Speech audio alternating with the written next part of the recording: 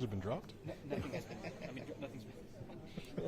nothing has been released. Posted. Posted. Filed. How fast would everybody run out of here? Oh, we got the wrong guy. Charges have been dropped. Okay, bye.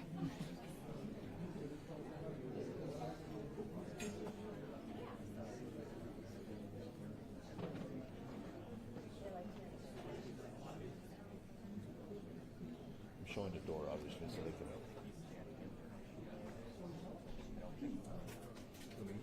No, we're talking about.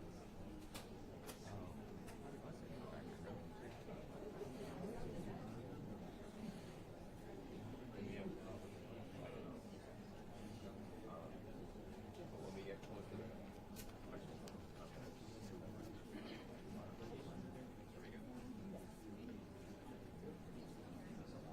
Good morning, everybody. Don't go live yet. We're going to be a little bit delayed. We're in the process of not only filing the documents, but also printing them so that you have hard copies. Since it's so close to the news conference, we want to print as many as we can, and we're also going to be posting it when it is filed. But unfortunately, that means that the news conference is going to be delayed probably another 10 minutes or so. So we just ask for your patience as we continue to get that process going and completed so that we can continue and Jeff can appear before you. Again, to answer some of your initial questions, Jeff is the only one who's going to be speaking. He will take questions afterwards. He will go through the charges and list them for you, and then we'll open it up to questions, and we'll try to do it as orderly as we can. So we appreciate you being here, and we appreciate your patience as you go through this process with us. We'll be right back with you.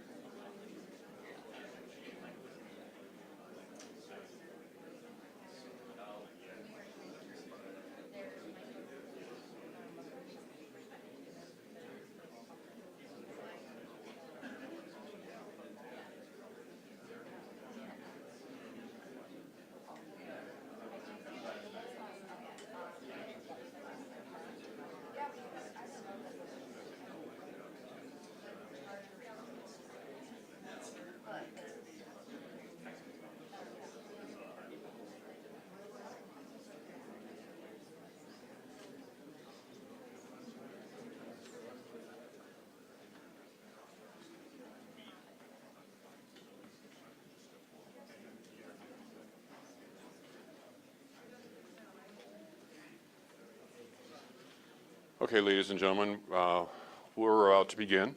My name is Richard Pyatt. I'm the Communications Manager for Utah County. I'm working with the Utah County Attorney, Jeff Gray, as he handles this case and as the county deals with the publicity surrounding this case. We appreciate your being here. Jeff will enumerate the charges and detail what the county's findings are up to this point, and then he will take questions. The number of questions may be limited, however. I may cut it off. I may assist him in helping to pick the people who are asking the question. We just ask that you keep the questions to the process of what we're talking about and refrain from asking questions that speculate or get into the political dynamic of the case. For Utah County, this is a murder case, and we're trying a murder case. We're trying to keep the questions to that, but I understand that you're under pressure and have a lot of different questions, and we'll try to answer them. We're joined today by our sheriff and our prosecution team and our county commissioners. Jeff is going to be the only one speaking right now, and I'll introduce right now County Attorney Jeff Gray.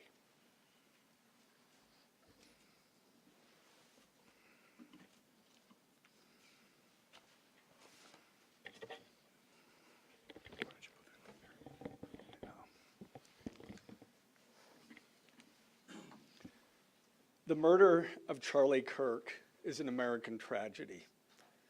Charlie Kirk was murdered while engaging in one of our most sacred and cherished American rights, the bedrock of our democratic republic, the free exchange of ideas in a search for truth, understanding, and a more perfect union. It is also an offense against the state and to the peace and enjoyment of the people of Utah and of all those who visit here. But Charlie Kirk's murder also strikes a more personal and intimate chord. Charlie Kirk was first and foremost a husband and a father to two beautiful young children. He was a son, he was a brother, and a friend. Like all murders, the senseless and needless taking of Charlie Kirk's life has shattered the lives of those he loved and those who loved him. To Charlie's wife, Erica, his two young children, his parents, his family, and his friends, I express my sincere condolences and offer my heartfelt prayers on your behalf. I also want to express my concern for everyone who was at Charlie's Turning Point USA event at the Utah Valley University, and all who have been impacted by this tragedy. As county attorney, I am charged with bringing justice to those who offend our laws. I am charged with bringing justice for those who are harmed. I am charged with bringing justice for Charlie Kirk. I am committed to these aims. I take this responsibility seriously. Today, after reviewing the evidence that law enforcement has collected thus far, I am filing a criminal information charging Tyler James Robinson, age 22, with the following crimes. Count 1, aggravated murder, a capital offense, for intentionally or knowingly causing the death of Charlie Kirk under circumstances that created a great risk of death to others. Count 2, felony discharge of a firearm causing serious bodily injury, a first-degree felony. The state is further alleging aggravating factors on counts 1 and 2 because the defendant is believed to have targeted Charlie Kirk based on Charlie Kirk's political expression and did so knowing that children were present and would witness the homicide. The state is also charging defendant with count 3, obstruction of justice, a second-degree felony for moving and concealing the rifle used in the shooting. Count 4, obstruction of justice, a second-degree felony for disposing the clothing he wore during the shooting. Count 5, witness tampering, a third-degree felony, for directing his roommate to delete his incriminating texts. Count 6, witness tampering, a third-degree felony, for directing his roommate to stay silent if police questioned him. And count 7, commission of a violent offense in the presence of a child, a Class A misdemeanor, for committing homicide knowing that children were present and may have seen or heard the murder and did so based on Charlie Kirk's political expression.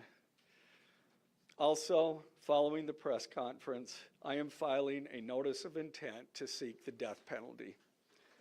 I do not take this decision lightly, and it is a decision I have made independently as county attorney, based solely on the available evidence and circumstances and nature of the crime. Because we are seeking the death penalty, the defendant will continue to be held without bail in the Utah County Jail. Turning to the 10-page information, these are the allegations. On September 10th, 2025, at approximately 12:23 p.m., Charlie Kirk was shot and killed while speaking to a large crowd on the campus of Utah Valley University in Orem, Utah. Police found the suspected murder weapon, a bolt-action .30-06 rifle, nearby.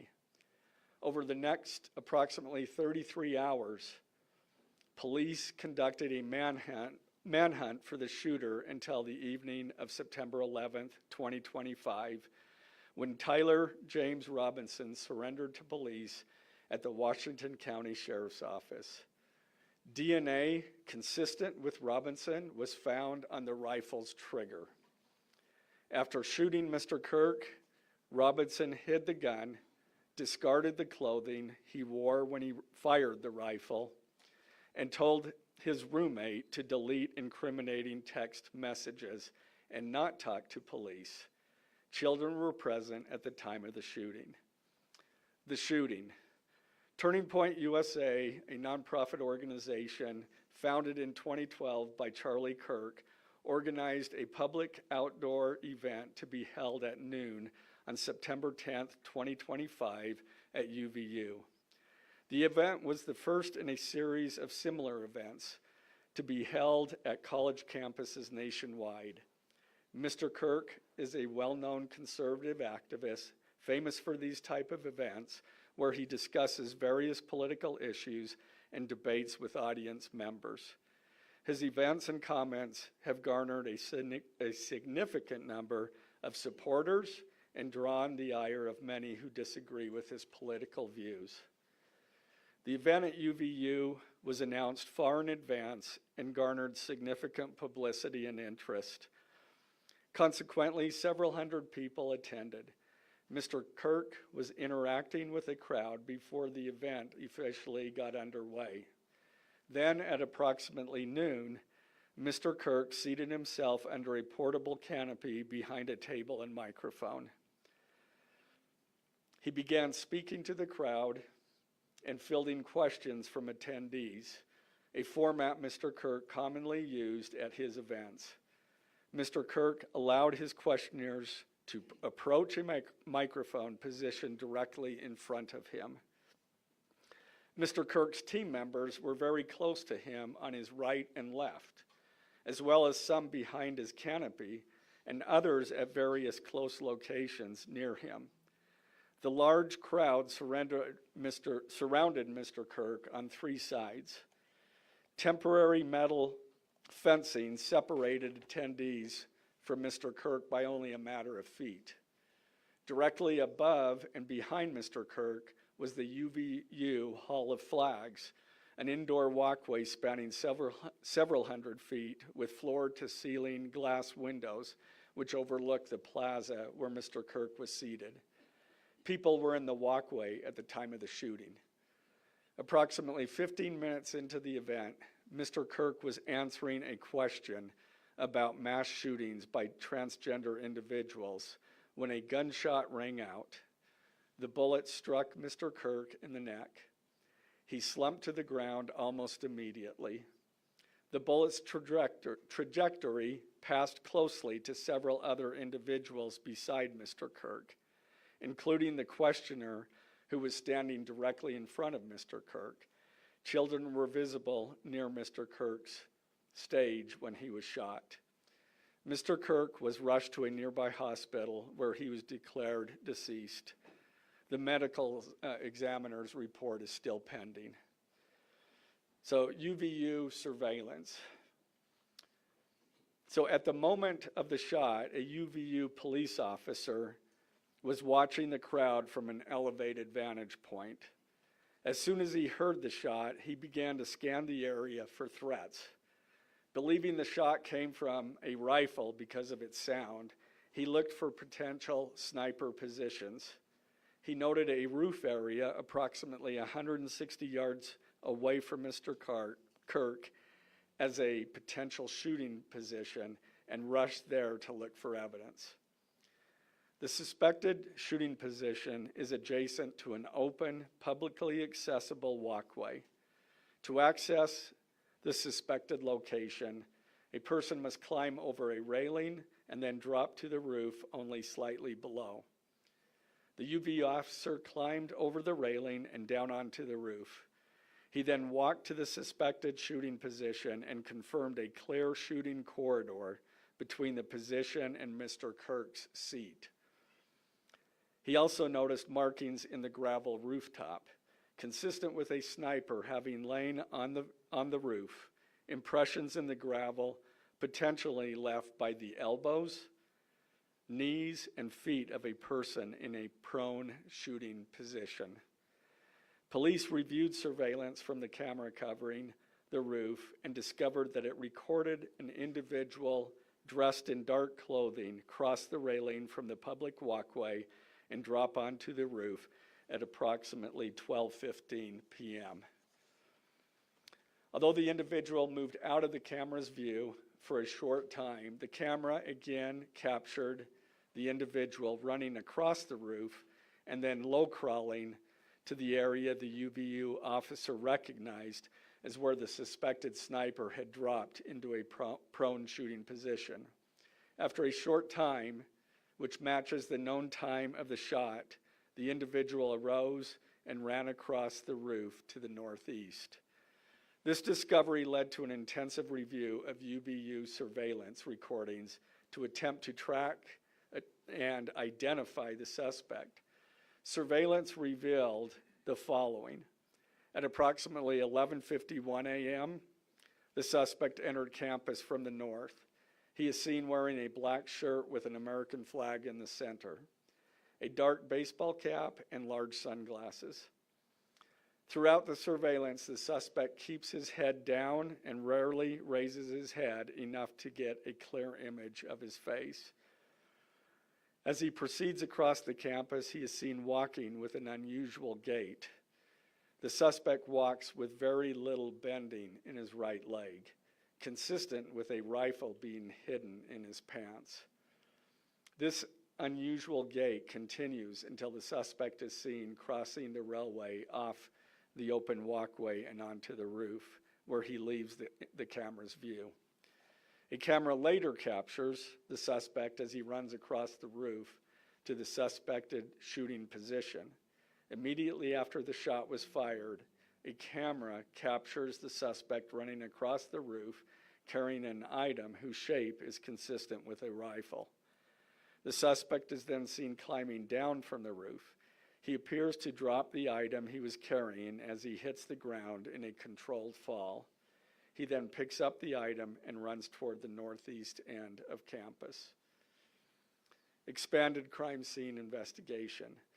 Law enforcement officers followed the suspect's escape path to the northeast end of campus, where they believe the suspect left campus and entered a wooded area.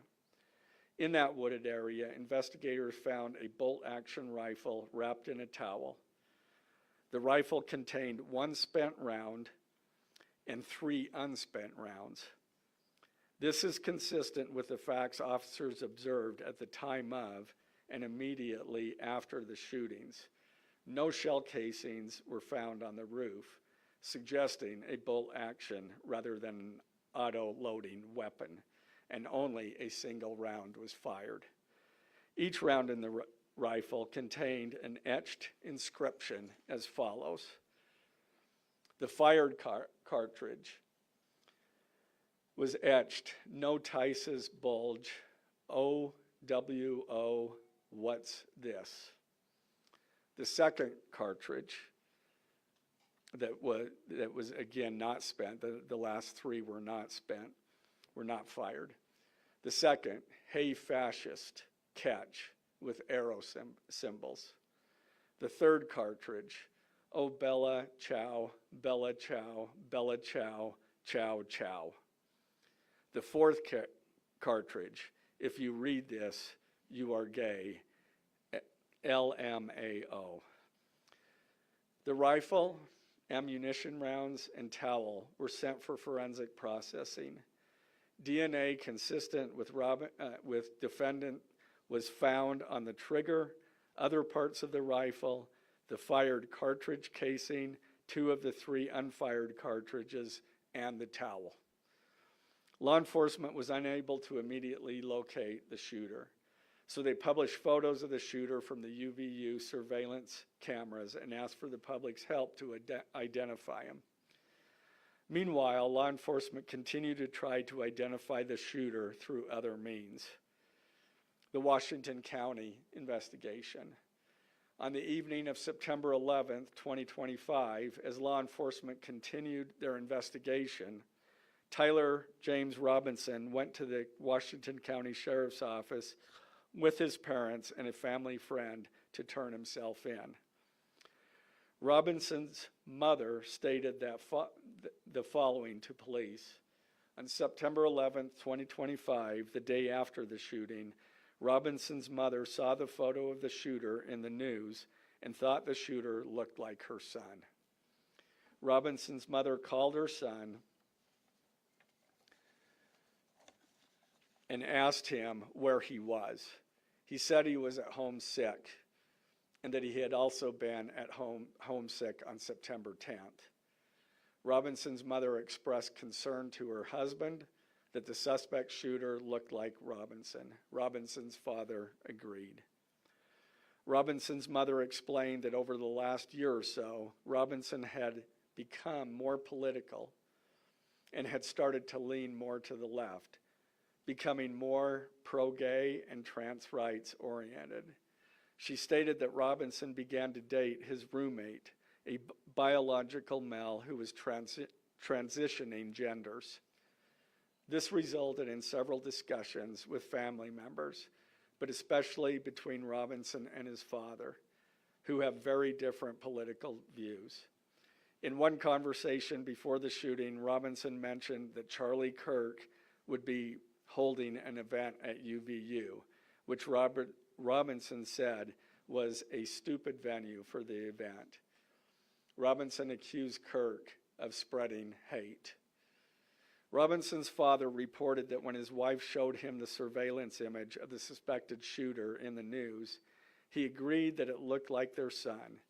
He also believed that the rifle that police suspected the shooter used matched a rifle that was given to his son as a gift. As a result, Robinson's father contacted his son and asked him to send a photo of the rifle. Robinson did not respond. However, Robinson's father spoke on the phone with Robinson. Robinson implied that he planned to take his own life. Robinson's parents were able to convince him to meet at their home. As they discussed the situation, Robinson implied that he was the shooter and stated that he couldn't go to jail and just wanted to end it. When asked why he did it, Robinson explained there is too much evil and the guy, referring to Charlie Kirk, spreads too much hate. They talked about Robinson turning himself in and convinced Robinson to speak with a family friend who is a retired deputy sheriff. At Robinson's father's request, the family friend met with Robinson and his parents and convinced Robinson to turn himself in.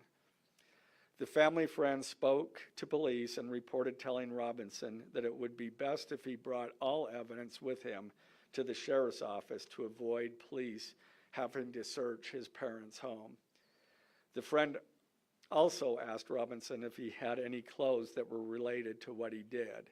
Robinson replied that he had disposed of the clothes in different areas. The roommate. Police interviewed Robinson's roommate, a biological male who was involved in a romantic relationship with Robinson.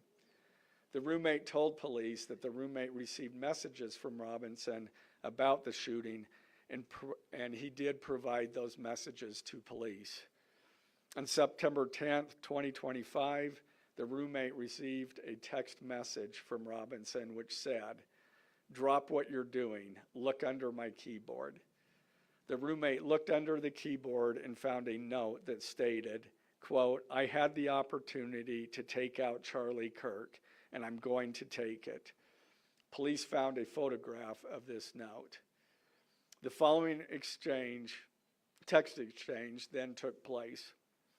After reading the note, the roommate responded, "What? You're joking, right?"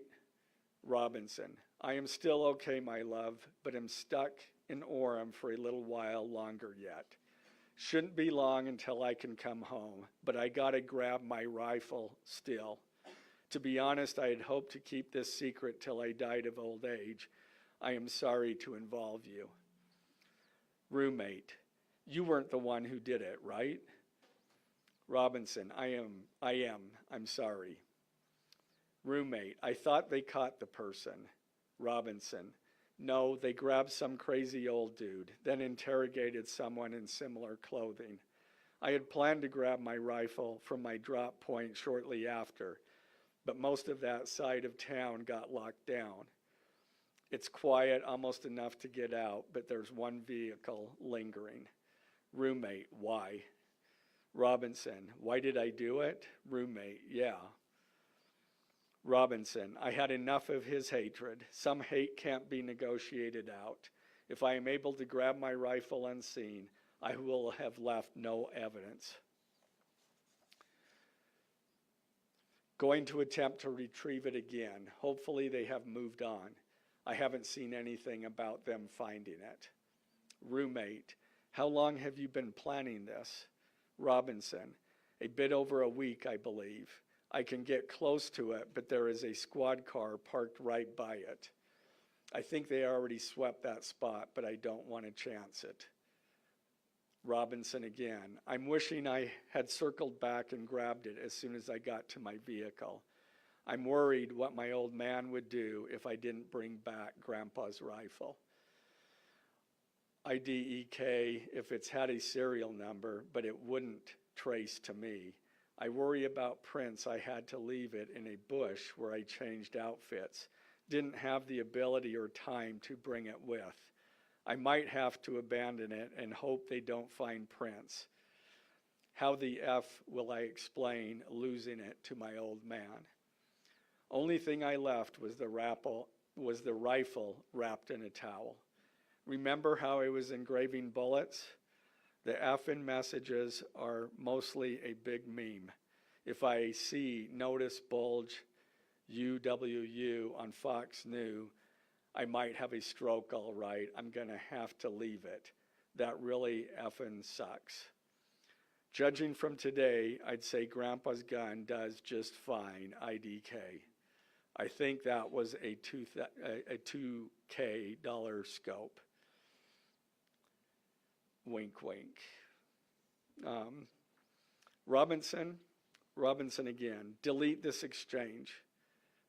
Again, Robinson, my dad wants photos of the rifle. He says Grandpa wants to know who has what. The feds released a photo of the rifle, and it is very unique. He's calling me, RN, not answering. Robinson, since Trump got into office, my dad has been pretty diehard MAGA. Robinson, I'm going to turn myself in willingly. One of my neighbors here is a deputy for the sheriff. Again, you are all I worry about, love. That came from Robinson. Roommate, I'm much more worried about you. Robinson, don't talk to the media, please. Don't take any interviews or make any comments. If any police ask you questions, ask for a lawyer and stay silent. The search for Robinson's residence. Police executed a search warrant on Robinson's residence. During that search, police discovered a shell casing with etchings like the etchings found on the shells in the rifle near UVU. Police also found several target boards with bullet holes in Robinson's home. Now, as I stated in the beginning, when I read those allegations, these are allegations. And like the evidence set forth in this statement, those allegations, what you've heard from the media, even from state and federal officials, has not been tested in the crucible of a jury trial. I understand the public's desire to know the facts. My own family members have pressed me for information. Why are we reluctant to share the details of the investigation itself and comment on the case? Because I want to ensure a fair and impartial trial.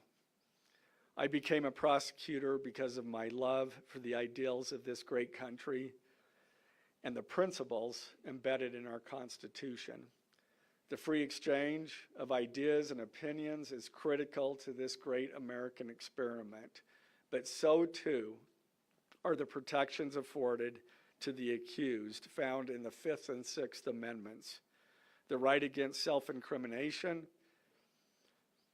the right to a speedy and public trial, the right to the effective assistance of counsel, the right to confront one's accusers, and the right to compel the attendance of witnesses. And perhaps most importantly, under our Constitution, the accused is presumed innocent until we, the state, prove to an impartial jury of defendant's peers his guilt beyond a reasonable doubt. That jury cannot rely on our allegations, on what they hear in the news, or on what they hear from a public official. The jury is the sole trier of fact, and they will ultimately determine those facts based on evidence a trial judge has determined is admissible.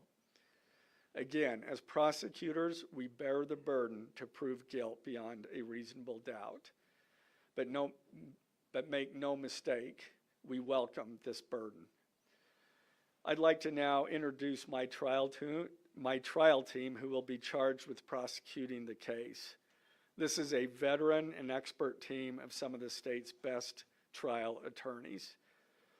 Chad Grunander, who is one of my two chief deputies, Ryan McBride and David Sturgill on the far right there.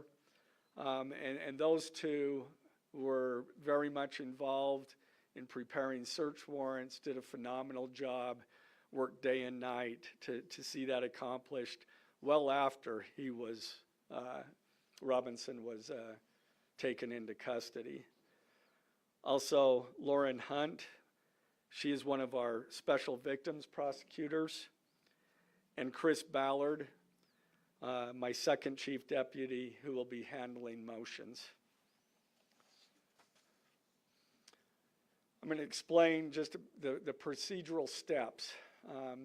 We're not a grand jury. We don't have a grand jury system like the federal courts do. It's a preliminary hearing system. So the arrest and filing of the criminal information are merely the first steps in the criminal justice process.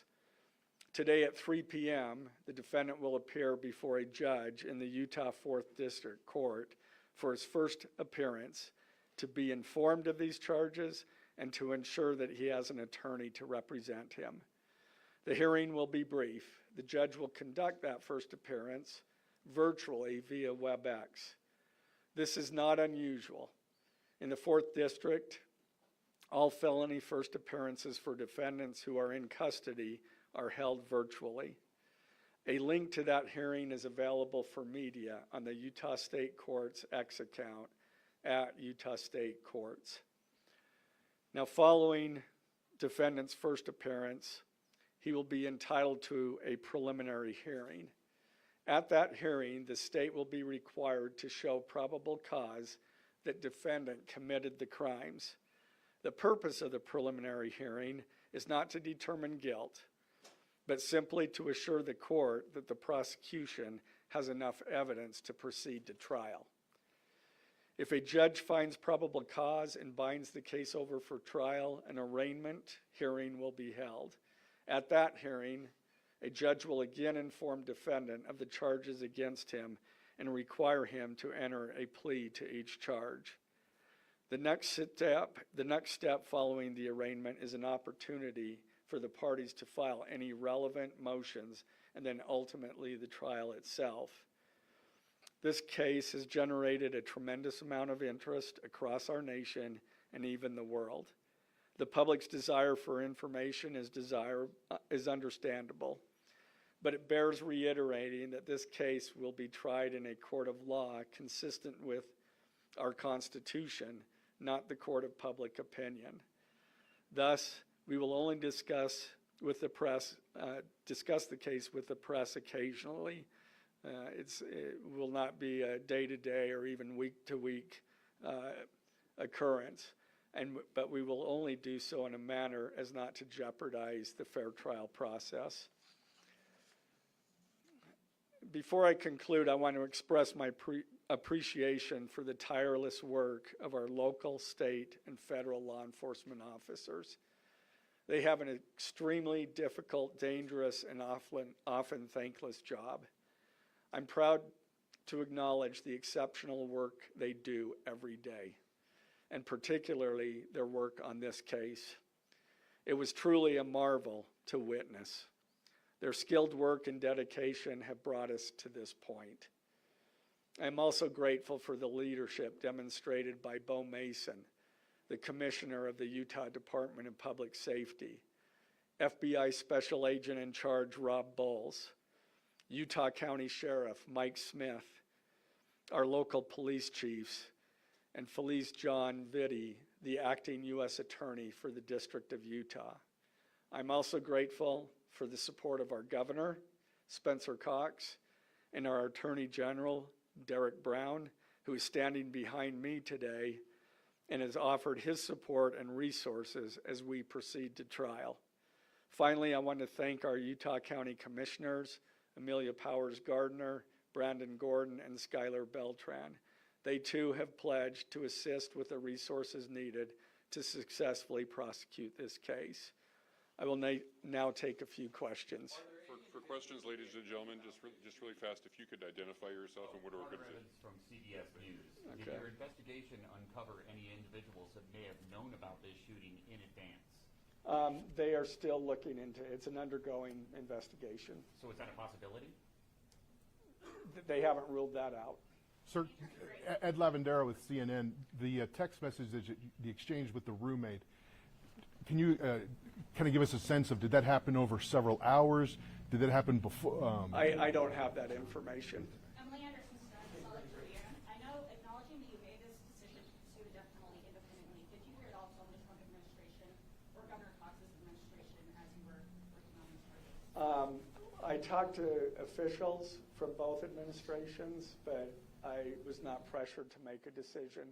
I understood their feelings on it because it was in the news, but we didn't really discuss that.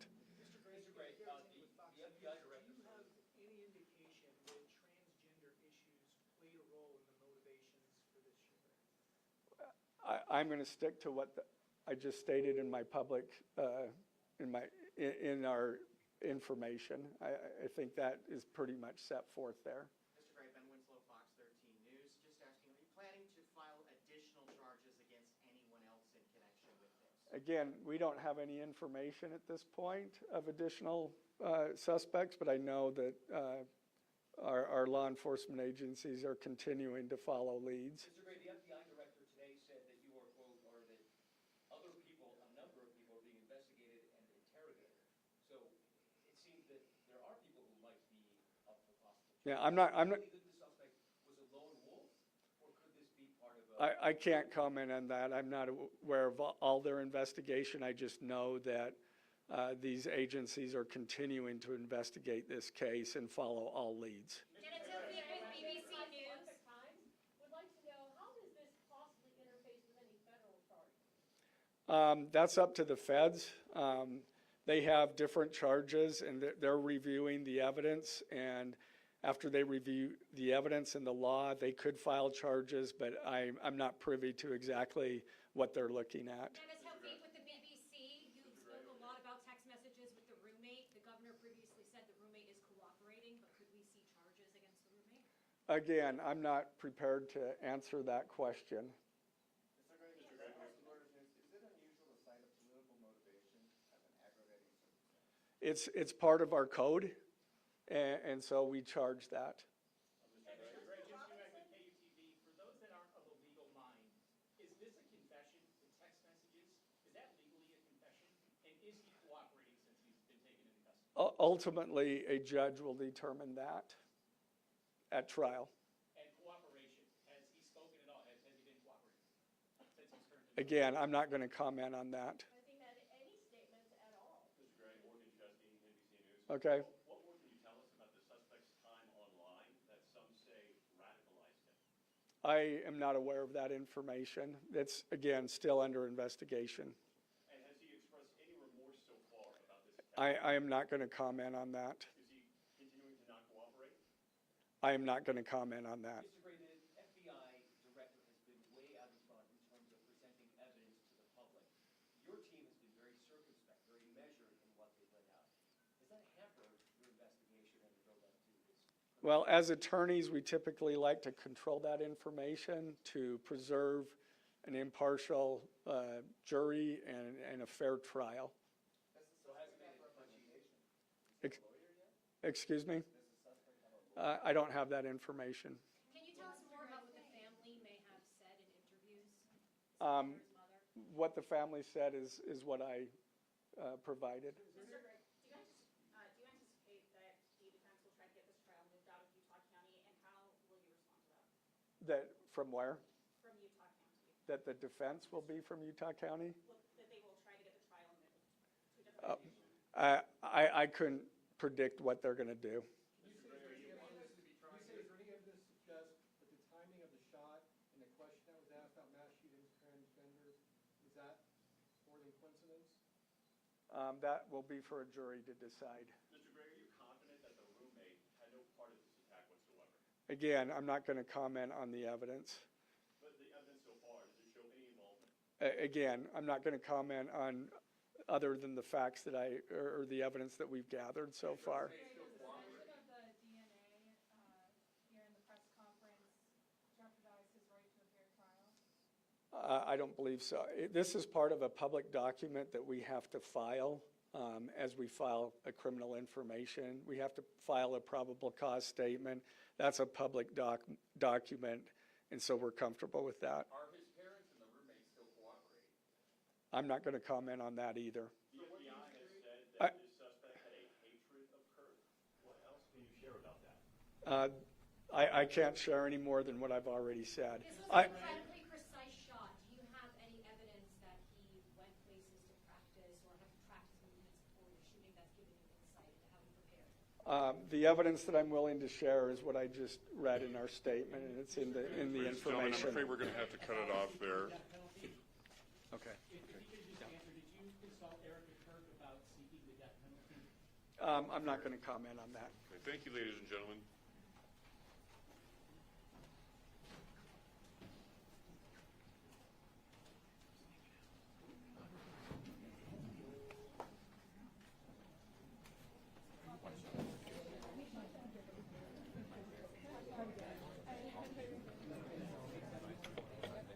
Hey, Jack. The attorney.